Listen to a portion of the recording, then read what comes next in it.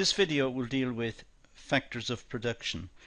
Now, I'll explain factors of production as I go through the video. It's an important topic. It's one which is really derived from our study of economics, and generally speaking it arises under the study of microeconomics.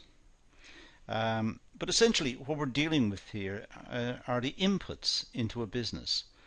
And the inputs into the business may be categorized as the amount of land, because businesses take space. They must operate in some spatial context. It may be just an office, or it may be a production center, it may be a distribution center, but they occupy space. So we call that land. Businesses require labor. Workers, managers, operators and so on are required to carry out the functions. Without people, the businesses will not function. Even if the business is highly automated, perhaps highly computerized, it may still require someone to turn on and turn off the machines. So we have land and labor. We also have capital. By and large, people need capital to produce output. They need the capital because otherwise they're just on their own. It is just the human body existing in space, and there's very little we can do unless we've got implements, tools, sources of raw materials. Unless we've got products to work on, we can't achieve very much. So we need capital. And finally, we need to know what we're doing. We need to have a vision of what we want to achieve. And that involves what we call entrepreneurship, which is one of the topics under consideration in several videos on this course. So what I'm going to do in the rest of this video is to delve into this in more detail and look at some of the underlying factors, some of the issues that underpin our study of the formation of business, and in particular in the context of the importance of the factors of production. And I've isolated out 4 factors of production: land, labour, capital and entrepreneurship, and we'll consider these in more detail later. The study of economics suggests that we have a problem of scarcity. We always want more. It seems to be the human condition that we aspire to having more. We aspire to having more gadgets, or a bigger house, or more holidays, or a better car. We're always looking forward to something better. And that seems to be typical of the human condition. The problem with scarcity is trying to get the resources to satisfy those needs, those wants. So we have almost unlimited wants, and I said I'll talk about those again in a few moments in the coming slides.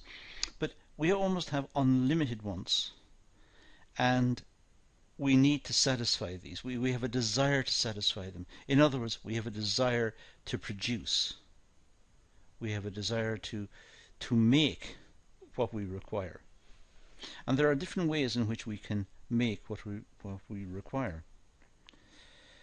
Now, we require goods and services to satisfy our wants. That's what I've said. However, our wants seem to be continually increasing. Why our wants are continually increasing, it's difficult to say. It may be a function of advertising, repetitive advertising, or it could be the function of very subtle marketing, or it could be something innate within us that we simply want more. We may have an insecurity issue. We want more to secure our futures, just in case something goes wrong. But it's very difficult to say why we have this continuous need to want more and want better. So our wants seem to be almost limitless. Of course, there are people in society who seem to be satisfied with very little. Some religious people, for example, may exist on just the very basics in life and be happy with that. But for the vast majority, it seems to be we have almost a never increasing need for different output, different products.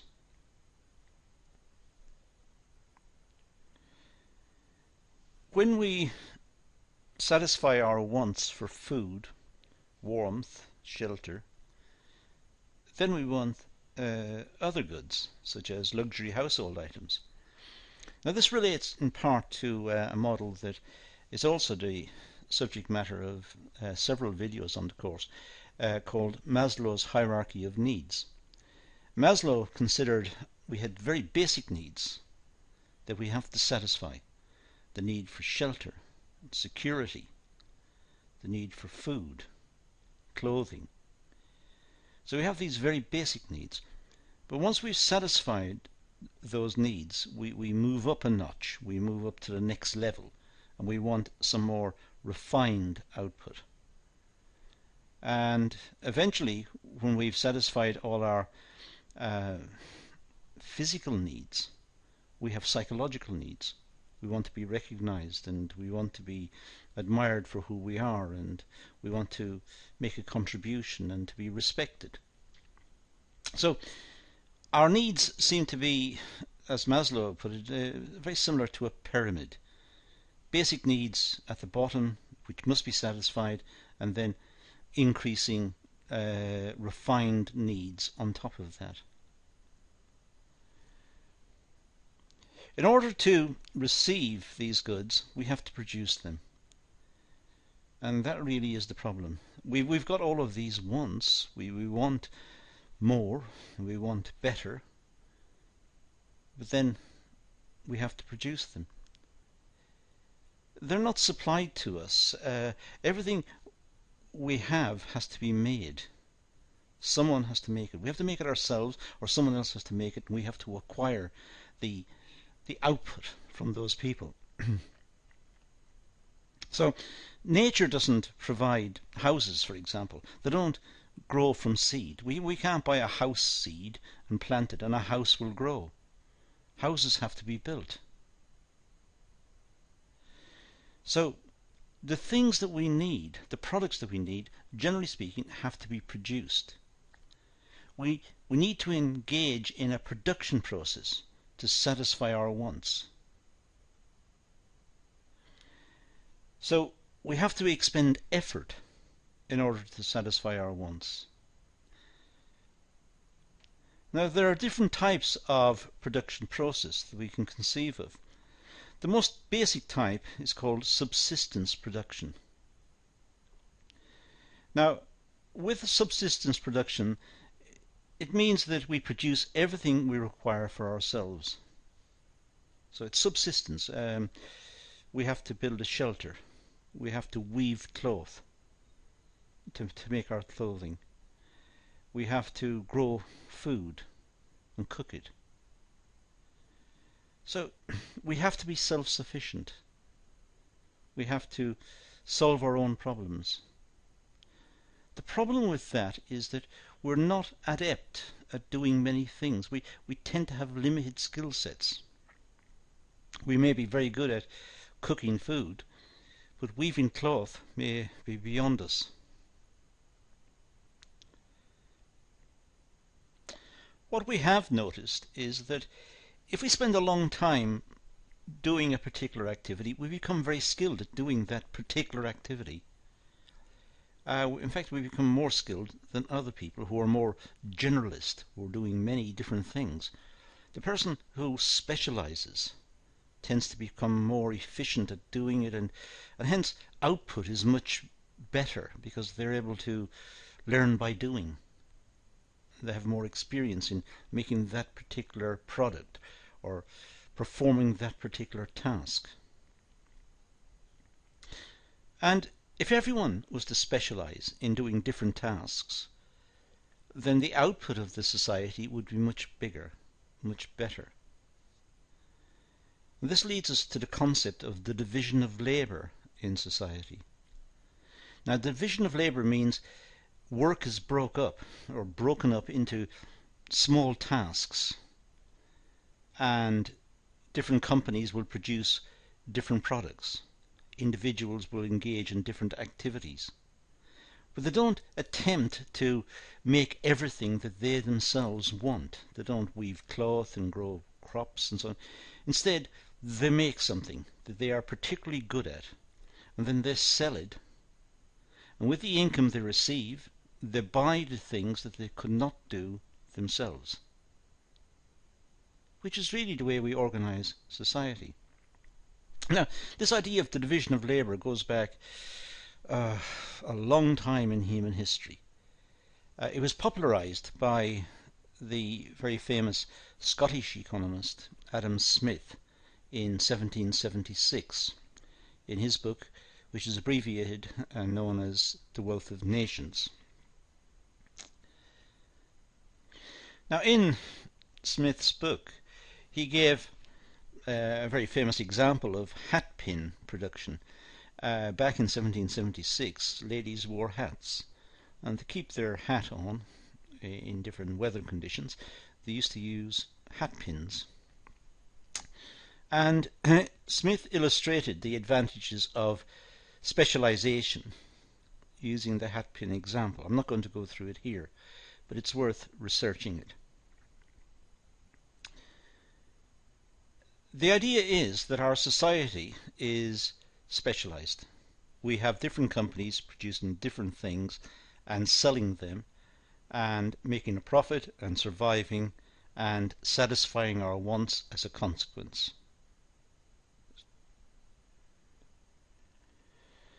It also means that we have many skills.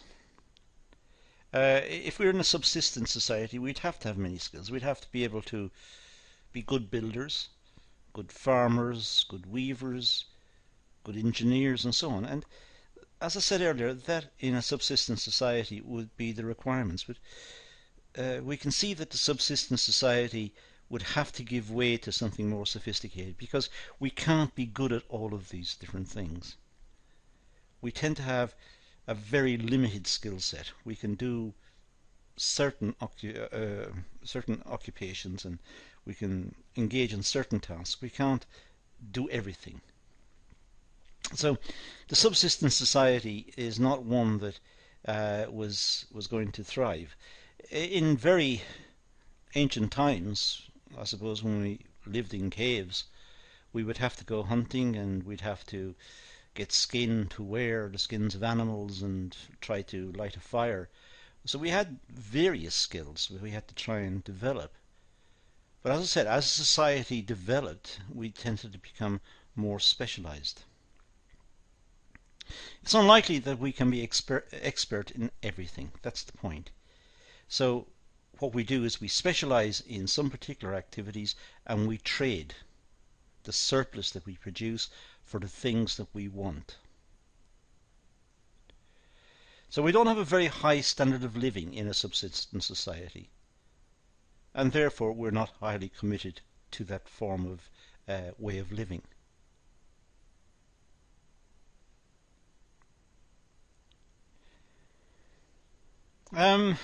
We would say that we would have a subsistence level of existence. I mean, the words suggest that we would have a very basic lifestyle. We would not have much surplus. We would not have good products because we didn't have the skills to make them.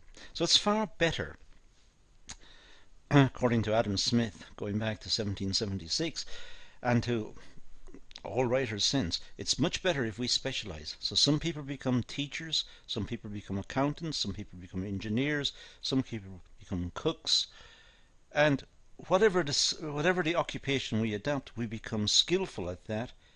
We produce high levels of output of good quality, and we trade the surplus that we don't want ourselves. We trade that for an income.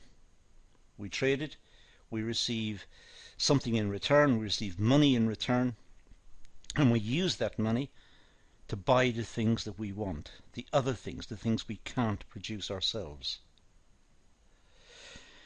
Now, there is a second type of production process, and it's a much more sophisticated form of production, which involves the division of labour and the exchange of goods. Now, I've partially mentioned this earlier in the context of Adam Smith. This type of society is more typical of advanced economies. We in the West, in the UK, America, right throughout Europe, many parts of Asia, most of the world in fact, we don't produce for ourselves, we produce to sell. And what we receive from our sale, we use to buy the things that we want. In fact, most of us work for companies. The companies then sell the product and pay us an income, pay us a wage or a salary. And we use that wage or salary to buy the products that we want. And that's the more typical way in which an advanced economy works. We exchange our labour for wages, and we use this to buy the goods and services that we require. This means that we specialise in certain occupations and exchange our wages for other goods and services. So some of us become teachers, some of us become engineers, some of us become policemen or policewomen, some of us become doctors, whatever it is. Some of us may become casual workers. But whatever it is, we work on those occupations, and the wages or the salaries we get, we then save up to buy the products that we want. Working for wages has the advantage of security of income. However, there is a limit to the earnings possible. So if we're working for wages, we tend to have quite a secure income. We have the company, let's say we're working for, it tends to roll on and on. Perhaps it's not necessarily the case it's going to go bankrupt in the interim period. Perhaps some do, of course, but we tend to have more security, generally speaking, if we work for companies. Companies tend to continue. Some go bankrupt, I agree. Some go out of business for various reasons, but the vast majority seem to carry on. So we tend to have more security working for companies. But our wages and salaries are limited. They're limited for a start by our position within the business. They're also limited by the success of the business in the marketplace. So we may not get all we want. We may aspire to certain products, to possessing certain products that we simply can't afford. The way around this limit is to establish a business and produce goods and services for customers. So sometimes perhaps the way around it is to become entrepreneurial ourselves and try to spot a gap in the market, try to spot a niche, and then satisfy the customers within that niche or that gap, and thereby generate profits that enable us to satisfy our wants, what we want. So it may spark off entrepreneurship. Entrepreneurship we'll talk about later, we'll mention it again, but it's also the subject matter of several videos on the course. So businesses, people who establish businesses, I should say, are known as entrepreneurs. And that's one of our 4 factors of production. If you remember right back at the start, we had land, labour, capital, and entrepreneurship. A few words about entrepreneurship, having said all of that, might be appropriate. Well, it's a French term. It was broadly ignored in literature. It must have been around since the start of time. Otherwise, we'd still be living very primitive lives. It's entrepreneurs who come up with new ideas. It's entrepreneurs who innovate, who change. And out of these innovations and change, they expect to make a profit. They expect to have an advantage. But they may be motivated by all sorts of considerations, not just gaining an advantage or gaining profit. They may be motivated out of the sheer challenge of doing it, out of the interest in doing it. Historically, as I said, there are very few examples of entrepreneurs we can identify. Certainly before the Industrial Revolution, back in, let's say, in the 1700s, it was very difficult to observe entrepreneurs. We could say, for example, army generals could be entrepreneurial to some extent because they had to be innovative. They had to adopt new methods of fighting and new weaponry. So they may be seen as entrepreneurial. Innkeepers and people throughout history have attempted to make advantage and trade and make a profit, but there's no big names, genuinely very big names, who we'd identify as entrepreneurs before the Industrial Revolution. It seems to have been sparked off at the time of the Industrial Revolution. Back in the Middle Ages, for example, people's career choices were very limited. They work on the land as farmers, or they might be engaged in the local inn as an innkeeper. They may become a religious person, become a monk or a vicar or a priest, or be involved in religion, or they could go into the military. That's about it. They had very little choice.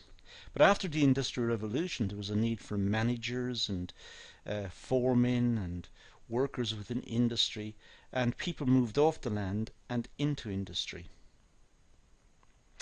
So the term was coined by a French economist called Richard Cantillon, and again, that will be the subject matter of a separate video or separate videos looking at the development of this concept. But the idea behind entrepreneurship is that these people are agents of change. These people change the society, they change the way we work, they change the technology. They are constantly on the lookout for better ways of working and introducing new ideas, new innovative ways in which products may be produced. So without the entrepreneurs, we'd essentially be working with the same technology ad infinitum. As I said, we'd probably be still living very primitive lives. So there must have been entrepreneurs throughout history. It's just that we normally consider the big names in entrepreneurship to be associated with the Industrial Revolution and afterwards. Now, in order to organize and engage in production, the 4 types of inputs are required, known as factors of production. And I mentioned these at the start: land, labour, capital, and entrepreneurship. Now, the first factor of production is land we want to look at. Now, by land we mean natural resources. We don't necessarily mean land as in the physical area in which we stand. It's natural resources excluding labour. Labour is a separate factor of production, so we exclude it here. It's the output of any primary industry. For example, agriculture, fishing, forestry and mining. These are known as the extractive industries. We're taking from the planet. We're taking from the earth. So it's the output of any of these is meant as land. So if we're talking about mining, then we're emphasizing the land factor of production. If we're talking about forestry, it's associated with the land factor of production. All physical objects are merely transformations of primary output into the objects that we require.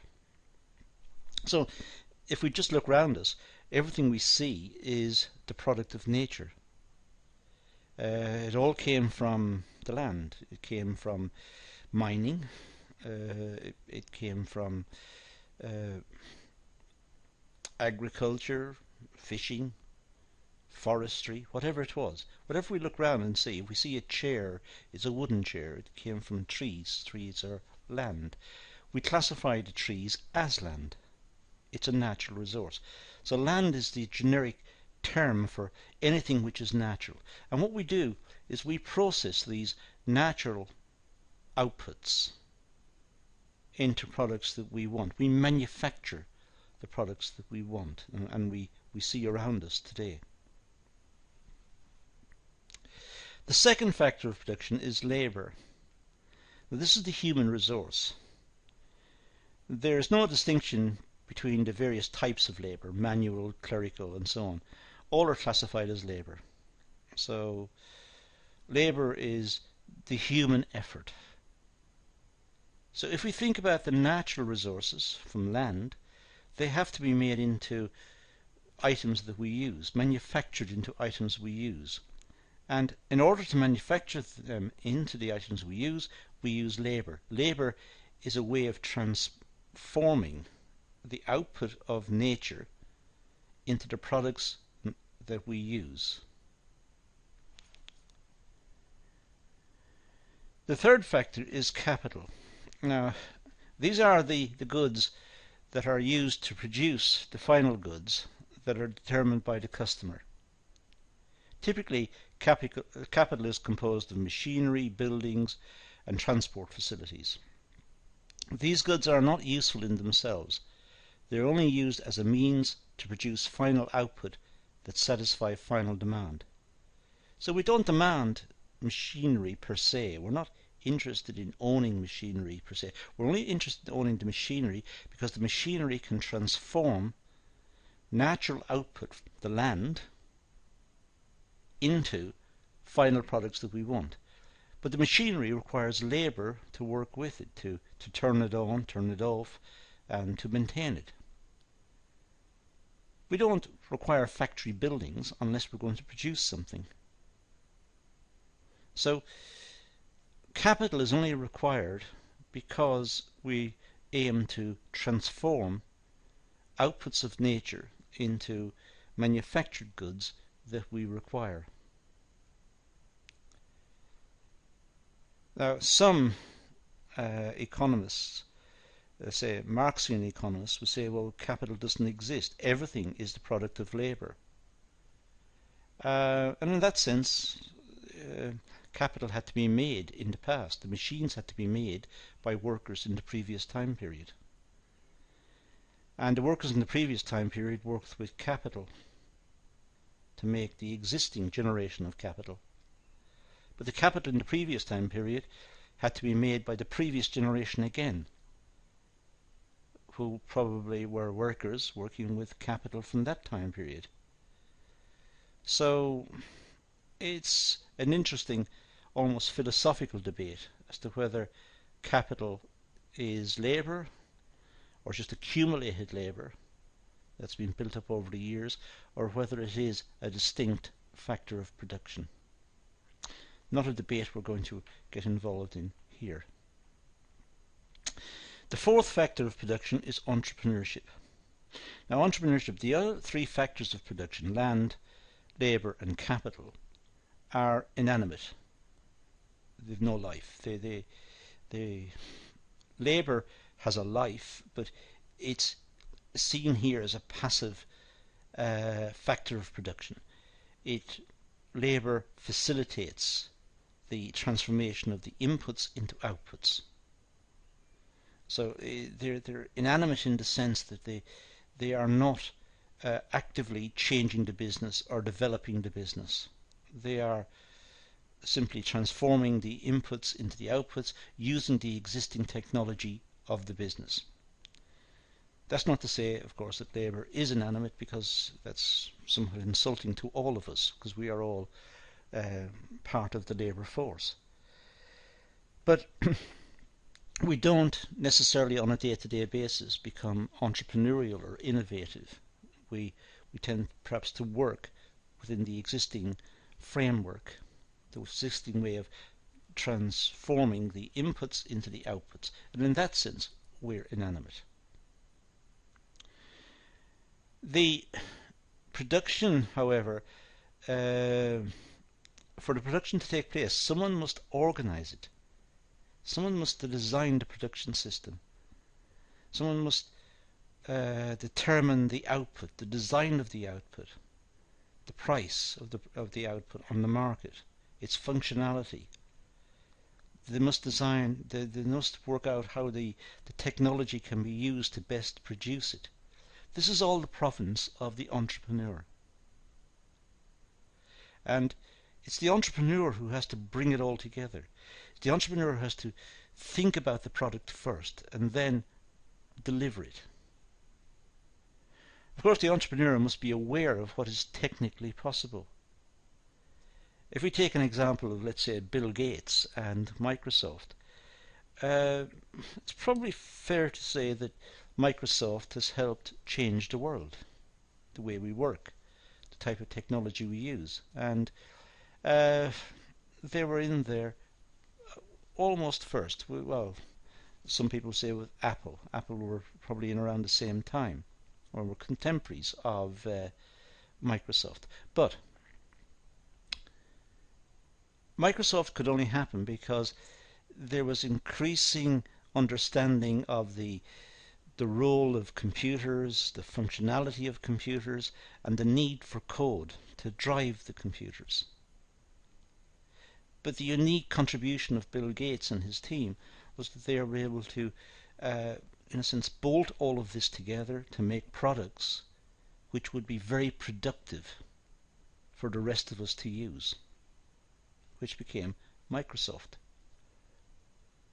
So we could look to Bill Gates as an entrepreneur, a very successful entrepreneur, but also one who has made a phenomenal impact on all our lives. But there are many entrepreneurs that we can identify through history. Some of them in engineering, in the railways, and in the development of the railways. Some as scientists. Some of them have behind the scenes, but nonetheless have a big impact on our lives. They may be people who have changed retailing or changed the design of certain products within the house. Dyson vacuum cleaner. We can think of many, but these are the entrepreneurs. Now, what drives them and what makes them entrepreneurial, as I said, is the subject matter of other videos. But there's now greater recognition of the role of entrepreneurs in the productive system. So the entrepreneur is an active factor of production, the person who anticipates the demand and who organizes the production. In general, the entrepreneur will invest some capital in the business and will undertake some risk. Generally speaking, the entrepreneur may just invest a lot of time, his or her personal time, in developing the business. Well, that's an investment. Or they may actually put some cash into it. They may try to borrow the money and put cash in to try and develop the product because they believe that this product will be successful. They may be motivated by the desire to make a profit, or they may be motivated simply to deliver the product and have a successful product and enjoy the reputation of having a successful product. Production must occur before sales. Clearly that's the case. And therefore the entrepreneur must anticipate sales when determining the size of the business and the type of production that should be used. So the entrepreneur has a big task in trying to estimate the size of the market, in trying to determine what the volume of sales will be before organizing production. If the entrepreneur organizes production on a large scale and there isn't a market for it, clearly he or she is going to sustain a loss. On the other hand, if the entrepreneur organizes small-scale production and there is a very large demand, customers may become frustrated and annoyed and even turn against the product or turn against that particular company because their requirements have been frustrated. So the entrepreneur has got a lot of pressure in trying to get it right. So the entrepreneur must undertake some risk. And the risk means it could go wrong. There is a probability that the business could fail, or the business may not flourish in the way anticipated by the entrepreneur. Of course, the entrepreneur will attempt to minimize the risk by using such facilities as market research. The entrepreneur will always try to gain insight and gain information about the market so as to try and minimize the risk. But risk remains nonetheless, and that is one of the features that entrepreneurs must take on board. They must deal with the risk in what they're doing. So they can't remove all of the risk. There is still a residual risk. Even after they take all the information they can find about the market into account, there is still risk. They still don't know what the future will hold. We can't see the future. One famous Austrian economist called Friedrich von Hayek once said that the future is unknowable. We can't know the future. And therefore, entrepreneurs who are looking into the future, trying to anticipate the demand for the product in the future, must be undertaking risk. Now, the rewards for risk-taking are as follows. The entrepreneur has authority over the business, so the entrepreneur benefits by having a successful business, and they enjoy a greater degree of freedom as compared with salary employees. So the entrepreneurs enjoy the challenge, and if they're successful, they'll have authority over the business, they'll have the freedom to make decisions. They're not like salaried employees.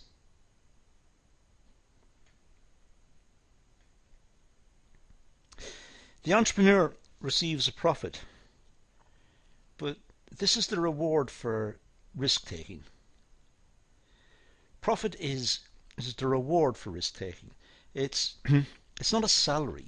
It's what's left over after all the bills of the business have been paid and all the outgoings accounted for. This is what's left. And if the business is successful, there could be considerable profit left. But this is the reward for taking the risk, for spotting the niche in the market, for organizing the production, for organizing the business, for delivering the product, for undertaking the risk that was involved. This is the reward. Now, the role of profits in the economy are as follows. Profits encourage business startups. So we say profits are desirable because if companies can imagine making big profits, there'll be more business startups. More business startups, more employment, more prosperity for the people. Profits encourage innovation. Businesses like to innovate, to have changes to the product and to the way in which they work, to give them an advantage over their competitors, and also to extend the market. Profits are related to efficiency, and they encourage efficiency. Companies which are efficient will be more profitable. They'll have less costs. They'll go about doing things in a much more efficient manner. They encourage business expansion and business change. The entrepreneurs who are involved in the business will be constantly looking for better ways to improve the business, more variations on the product, better technology, better ways of working.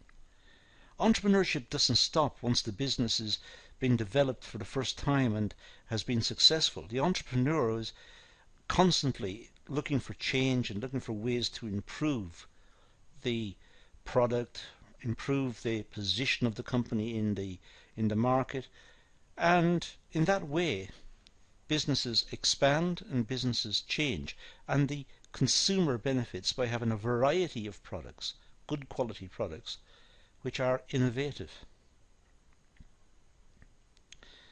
They are a source of internal finance for future investment.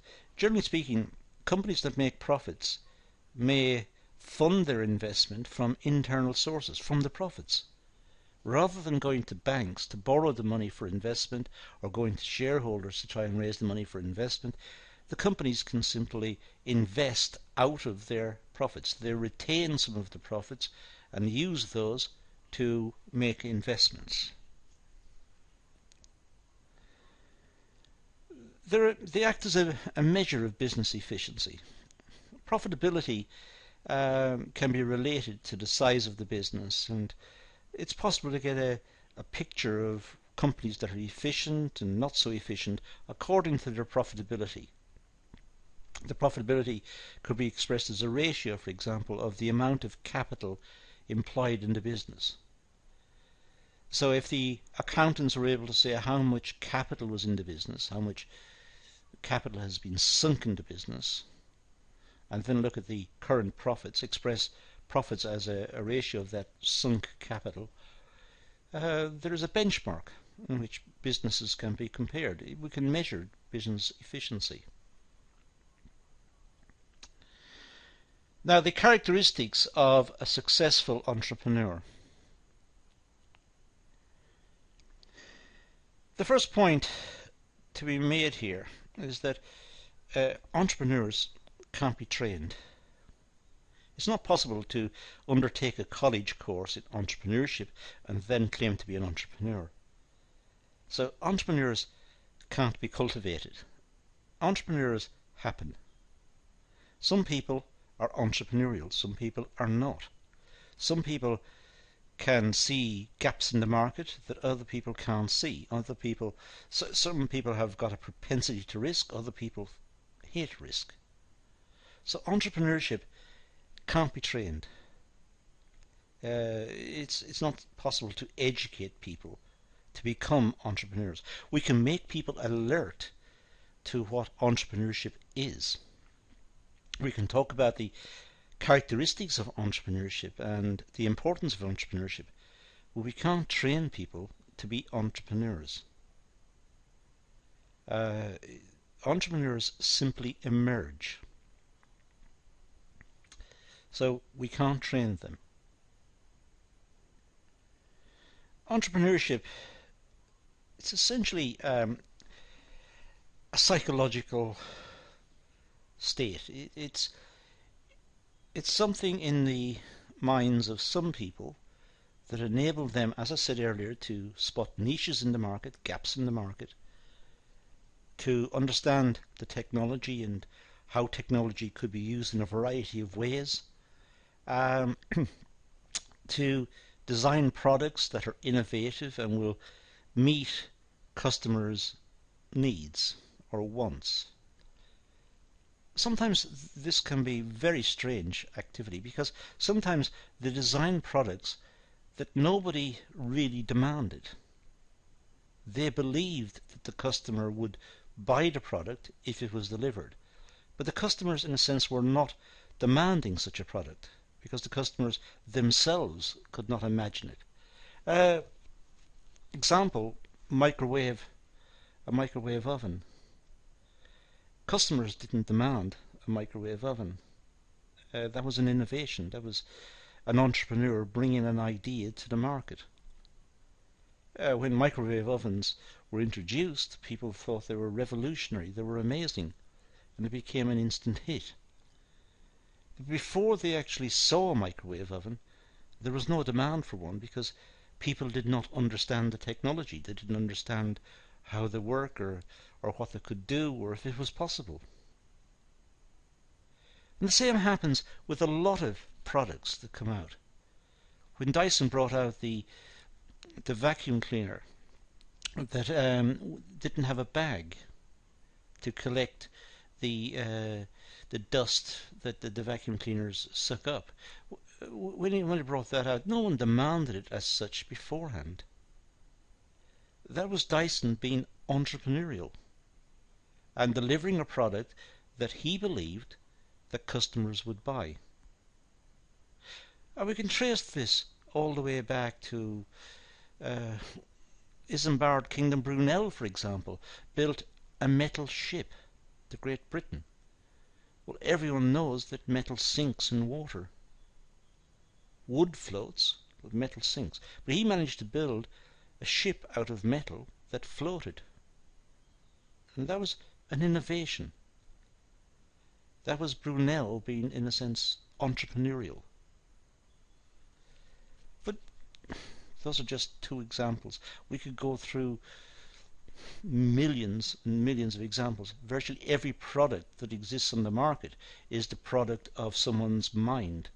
They have imagined the product in advance and they have placed it on the market for customers to evaluate. If the customers like it and buy it, the product will be successful. If they don't, the product will fail. But the entrepreneurs will probably go on to bring out yet another product. So we need entrepreneurship to give dynamism to the economy, to introduce change to the economy, and to give us new products. Not everyone is alert to profit opportunities in the same way as the entrepreneur, and this is why entrepreneurs are so rare in our society. A famous Austrian economist called Israel Kirzner said entrepreneurship was simply an alertness to profit opportunities. And that's the definition we've got there. And what it means is that this type of person is aware of profit opportunities and can see profit opportunities that other people can't see. And they set about exploiting those opportunities by building products that customers want. And the customers are happy to pay for these because they meet the customer's needs. So the customer gets what they want, and the entrepreneur also gets what he or she wants. They want a successful business, and they want to enter that market. And these are the examples we had earlier with the vacuum cleaner and the microwave oven and Bill Gates. All of it. There was no demand for Microsoft Office before it came out. People could not conceive of such a thing. To have a suite of programs that you could cut and paste between one to the next within the Windows environment. Once it came out, it was revolutionary. It was amazing. And it was successful because it satisfied a requirement that the customers had. Oddly enough, it was a requirement that the customers didn't even recognize before they saw it. They didn't realize they had that requirement until they saw it working. The textbooks on the subject seem to agree that alertness to profit opportunities is the single most important attribute of the entrepreneur. That they are alert, they are aware of the market, they're aware of the opportunities, they're aware of the technology and the possibilities, and they're in a position to exploit those, to make products that meet the requirements of the customers. So they have got a propensity to accept risk. They can't be trained. We can't educate people to be entrepreneurial. It's a bit like what we call serendipity. It happens. It's good luck when it happens that someone comes along with a very good idea which improves all our lives. Having said all of that, some entrepreneurs are small scale, will produce small products that will affect some people and will be of interest to some people only and will have small sales. Nonetheless, they are being entrepreneurial. So entrepreneurship is not necessarily related to the scale of the activity. It's simply related to the state of mind that the person has. They are being entrepreneurial in supplying a particular service or a particular product. Many writers also mention other attributes that seem to be important in explaining entrepreneurial phenomenon. We've talked about alertness to opportunities as one very important attribute. But there are others that are mentioned in the literature, and it's worth just skipping over a few of these. They tend to have good negotiating skills. Entrepreneurs tend to know what they're talking about. They have researched the market, they understand the niche, they understand what's required, and they can negotiate from a position of knowledge. They can negotiate with banks and other sources of finance to set up the business, and also with the customers over the terms of sale. So they have good negotiating skills. They're able to convince financiers to back the business, to get behind the business because the business has got a future. The business is going in a particular direction. It's an interesting business. It's one that has potential. And they are alert to the opportunities. And they want to be the first mover, the prime mover in the market. They don't want to wait for some other entrepreneur to come along and to see the niche and then start developing. Entrepreneurs tend to be hard-working and ambitious people. They dedicate a lot of their lives to the development of the business. They put in long hours thinking about it and experimenting and changing and talking and refining ideas. So they tend to be very hard-working and very ambitious. They wanted to succeed. They are motivated from within, pushing themselves to make successful businesses. So the entrepreneurs are not just important for the development of the society, the development of the economy and of the society in general, but they're also very important because they become examples of success that can spark off others to be motivated and to be committed towards production, output, involvement in work. They become inspirational, so others may want to be like them.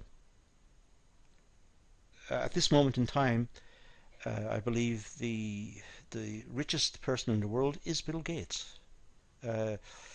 He was the richest many years ago, and then he slipped down because the share prices had fallen and so on. Now the share prices is built up again at the moment, and he's the richest person in the world. It may slip again in the future, but this may inspire others to say, well, he did it, I can do it. I can come up with a good idea, and I can also deliver this idea. So it becomes inspirational, and that benefits customers. That benefits the society, because we have forces within the society then leading to change, leading to innovation, leading to better working practices, better products, better quality, more productivity, better lives for people.